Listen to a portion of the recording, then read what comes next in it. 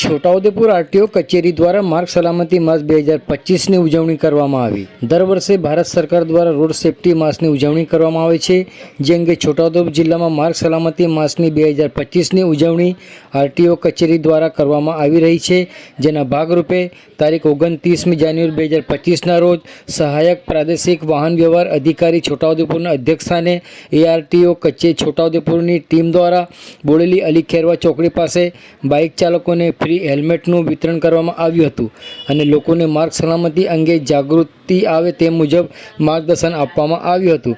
છોટાઉદેપુર ખાતે જાન્યુઆરી 2025થી તારીખ 31 જાન્યુઆરી 2025 સુધી માર્ગ સલામતી સપ્તાહ ઉજવણી ચાલી રહી છે, જેમાં વિવિધ કાર્યક્રમો કરવામાં આવી રહ્યા છે અને ટ્રાફિક નિયમો તથા રોડ સેફટી અને અવેરનેસ પ્રજામાં આવે તેવા આયોજન કરવામાં આવી રહ્યા છે, જે અંતર્ગત આજરોજ તારીખ 30મી જાન્યુઆરી એ છોટાઉદેપુર આરટીઓ કચેરી ખાતે બ્લડ ડોનેશન કેમ્પનું આયોજન કરવામાં આવ્યું। આ બ્લડ ડોનેશન કેમ્પમાં અંદાજે 30 જેટલા વ્યક્તિઓએ બ્લડ ડોનેટ કરી જરૂરિયાત ધરાવતા વ્યક્તિઓને મદદ કરી હતી। આ કાર્યક્રમમાં એઆરટીઓ અને આરટીઓ કચેરીનો સ્ટાફ ઉપસ્થિત રહ્યા હતા, તેમ એઆરટીઓ પરમારે જણાવ્યું હતું। આવો સાંભળી આ અંગે આરટીઓ આકાશભાઈ ચૌધરી શું કહી રહ્યા છે, સાંભળો તેઓના મુખે। દર વર્ષે ભારત સરકાર દ્વારા નેશનલ લેવલે રોડ સેફટી મંથની ઉજવણી કરવામાં આવે છે।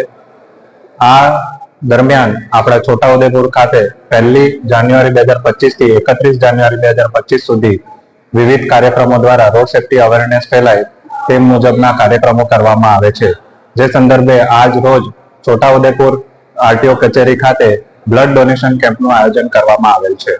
આ બ્લડ ડોનેશન કેમ્પ દરમિયાન અંદાજે 20 થી વધુ યુનિટ બ્લડ ડોનેટ થાય તે મુજબનો પ્રયત્ન કરવામાં આવશે।